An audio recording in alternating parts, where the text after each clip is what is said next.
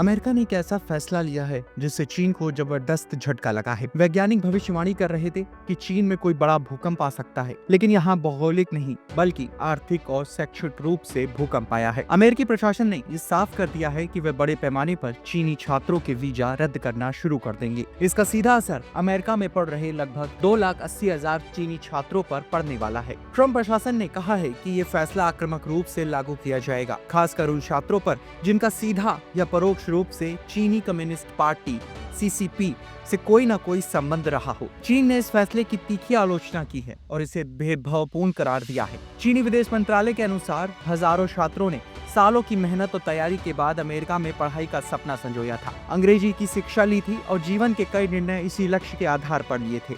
लेकिन अचानक इस तरह वीजा रद्द कर देना न केवल अनुचित है बल्कि उन छात्रों के भविष्य को भी बर्बाद कर देगा। अमेरिका की ओर से जो तर्क सामने रखा गया है उनमें कहा गया है कि अगर किसी छात्र का दूर दराज से भी चीनी कम्युनिस्ट पार्टी से कोई जुड़ाव है, चाहे परिवार में किसी सदस्य का CCP से संबंध रहा हो, तो उसका वीजा भी रद्द कर दिया जा सकता है।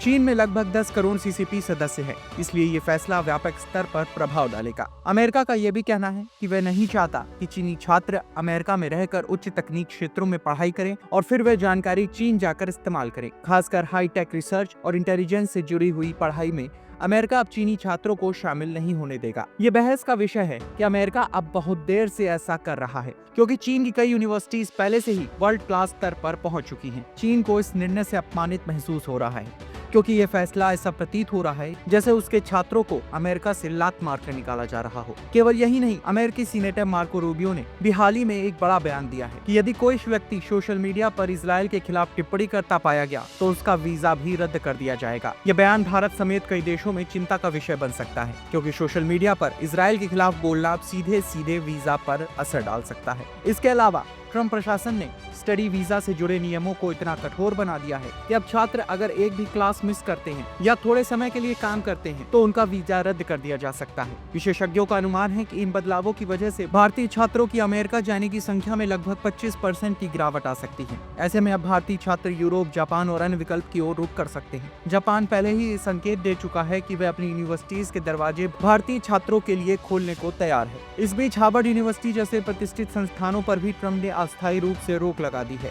कि वे विदेशी छात्रों को इस वर्ष प्रवेश न दें। इससे अमेरिका की शिक्षा प्रणाली, जो विदेशी छात्रों से भारी मात्रा में राजस्व अर्जित करती थी, पर भी गहरा असर पड़ेगा। अब सवाल यह है कि अमेरिकी आखिरकार चीनी छात्रों पर इतना सख्त क्यों हो गया है। एक दावा यह भी सामने आया है कि चीन में एक कानून मौजूद है जिसके तहत यदि कोई चीनी नागरिक विदेश में पढ़ाई कर रहा है और चीनी सरकार या CCP उससे कोई जानकारी मांगती है तो उसे ये जानकारी देना अनिवार्य होता है। हालांकि इस कानून की स्पष्टता को लेकर अभी संदेह है, लेकिन अमेरिकी मीडिया में इस बात को काफी उछाला जा रहा है कि चीन अपने छात्रों के माध्यम से अमेरिका में जासूसी करा सकता है। यह भी सच है कि अतीत में कई देशों के छात्रों की आड़ में जासूसी की घटनाएं को अंजाम दिया है। उदाहरण के लिए रूस के राष्ट्रपति व्लादिमीर पुतिन ने भी कभी अमेरिका में पढ़ाई की थी और कई लोग मानते हैं कि ये जासूसी से जुड़ा हुआ मामला रहा होगा।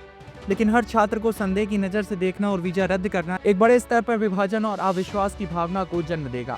इस समय अमेरिका एक ऐसे मोड़ पर खड़ा है जहां उसकी वैश्विक नेतृत्व क्षमता पर सवाल उठ रहे हैं। डोनाल्ड ट्रंप की नीतियां लगातार बदलती रही हैं, आज कुछ और कल कुछ और इससे अमेरिका की स्थिरता और रणनीतिक स्पष्टता पर प्रश्न चिन्ह लग रहा है। दुनिया अब अमेरिका को पहले जैसा ग्लोबल लीडर शायद नहीं देखे। आने वाले दिनों में ये मुद्दा भी चर्चा में रहेगा। ये देखना बाकी है कि अमेरिकी कोर्ट इस तरह के फैसले को कितना संवैधानिक मान्यता देगा। क्या इतनी बड़ी संख्या में वीजा रद्द करना कानूनी रूप से वैध है, ये भी एक बड़ा सवाल है। अमेरिका में ही कई विशेषज्ञों इन कदमों को हाइपर नेशनलिस्ट और पैनिक रिएक्शन की तरह देख रहे हैं, जो शायद एक उभरती हुई महाशक्ति चीन से डर को दर्शाता है।